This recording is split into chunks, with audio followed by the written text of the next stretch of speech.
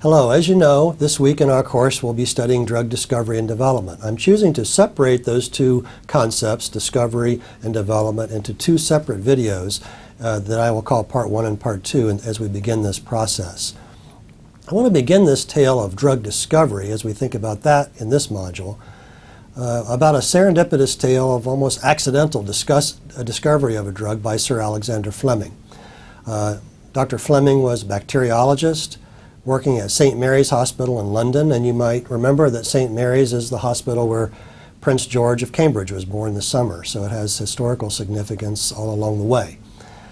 Alexander Fleming went on a vacation and returned back to his lab the Friday morning, September 28, 1928, to discover some dirty petri dishes that he had left there before vacation with some staphylococcal organisms growing in them.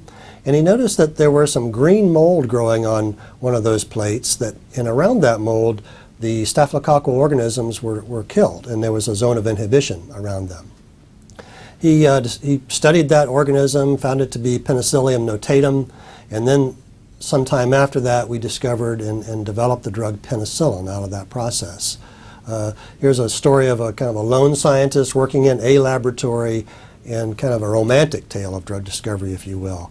I want to juxtapose that discussion with what we know about contemporary drug discovery. And here we have drug discovery will be one of our pharmacy fundamentals for this module. And I want to share with you a quote from Dr. Wolfgang Sadeh, who is a faculty member and a scientist here at Ohio State University. He's a professor of pharmacology. He also directs our pharmacogenomics project and programs at Ohio State. Really well known in terms of his work in drug discovery and pharmacogenomics and personalized medicine, all concepts that we will have or maybe already have discussed in our course. So Dr. Sadeh says this about contemporary drug discovery. Consider what is needed to bring a new drug to clinical use. First, we must understand the underlying molecular, biochemical, and genetic mechanisms that contribute to disease. He goes on to say this. Together with the use of bioinformatics and genomics, this leads to potential drug targets that might play a critical role in disease. Chemists can then design compounds that interact with these targets to avert disease. I want you to go back even farther than Dr. Fleming as we think about these quotes, and I want you to be thinking about Paracelsus as we go through this module. And let's remember what Paracelsus had to say about this chemical philosophy of disease and its treatment. And I'll bring you back to that thinking as we go into our question for our discussion forums at the end of the module. So let's kind of reiterate what Dr. Sadeh had to say about this contemporary process. And as opposed to Dr. Fleming working alone in a lab, he furthermore describes this as a very interdisciplinary, multidisciplinary approach where we have scientists working from different fields, bringing biological and chemical, all the clinical sciences together. We're working in teams in contemporary drug discovery. And we have, of course, as Dr. Sadeh suggested, we learn about the disease, the molecular and biochemical and genetic aspects of that disease and how we can, what we can know about it, and learn about the targets within the body that might affect that disease. And then finally, we're going to think about discovering drugs that affect that target and maybe help us either treat or cure the disease and take that into preclinical testing. Let's think about that drug discovery piece then. We've learned about the disease, we've learned about the target, and we're going to now try to design drugs that will affect that target. And I want to think about four concepts here, two of which will be pharmacy fundamentals a little bit later on. One of these is pharmacophore, and that will be that part of a drug molecule that produces the effect that we're seeking. And then lead compounds are, we're going to discover here in a few minutes that we kind of go through screenings of many thousands of drug molecules before we can find ones that might be promising for the treatment that we're seeking. And those lead compounds are those who have some promise, which have some promise in terms of this process. And we want to, as we develop those leads, lead development, think about that pharmacophore and try to enhance it. How can we make it more effective on the target site?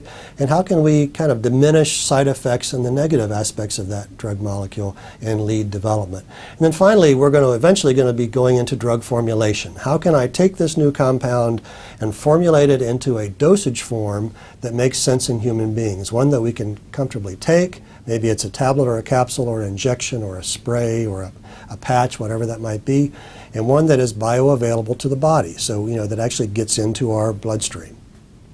So those are aspects of the drug. And then we go into preclinical testing, and that preclinical testing will be testing in the lab, in animals, maybe in cell cultures, and typically this process to do the initial kind of safety and pharmacological and absorptive studies, all those kinds of things, will typically take an average of 3 to 6 years, a long time. And let's look at the preclinical drug funnel, as I'll describe it. In the discovery process, where we're looking at these compounds and developing potential lead compounds, we might develop 5,000 to 10,000 of them that could possibly have promise, 5,000 to 10,000. That funnel narrows down very considerably when we go into preclinical testing, because then by that time we've narrowed that down to about maybe 250 compounds that might show promise. And then we'll find that only about 5 of those will go into clinical trials that we'll talk about in our next module. So we go from potentially 10,000 compounds in the beginning, narrowing that down to, by the time we start using them to test in humans, to maybe 5. Very significant reduction in numbers. Let's think about our pharmacy fundamentals for this module. First of all, we've talked about drug discovery. Let's define that as the process through which new drug molecules are identified or synthesized, which generate a desired action on an identified drug target in the body. That's drug discovery. The pharmacophore we have described as that part of a drug molecule which produces the desired effect. And then remember that we thought about kind of lead optimization in that process, and also kind of lead development. How can we take that pharmacophore and optimize it and enhance its efficacy in the body at the target site, and maybe minimize its negative or side effects in the body? Our next pharmacy fundamental is drug formulation, the process of developing a dosage form for use in clinical practice.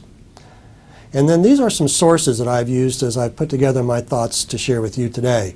I've linked these to our website, and there's Dr. Sadeh's article, which is called A Career in Drug Discovery and Drug Development. And one of the things that I wanted to share with you as well that Dr. Sadeh said in that article, in addition to the quotes we've already studied, he said, "Herein lies the promise and excitement for students who want to partake in a new era of medicine. A career in drug discovery and development has promise and excitement for a new era in medicine." So maybe this is something that you're thinking about in your career, drug discovery and development. And then secondly, there's really a nice pamphlet that's available to you, linked to our website for free, from PhRMA, the Pharmaceutical Research and Manufacturers of America, about drug discovery and development, understanding the R&D process. So here's the question that I want to have you to think about in discussion forums as we go into this week. And I told you I want to think about Paracelsus that we talked about the very first week of the course. How do the ideas of Paracelsus relating to a chemical philosophy of disease and its treatment pertain to contemporary drug discovery? Next time we'll come back in part 2 and continue this drug discovery and development process and think about clinical trials. I'll see you then.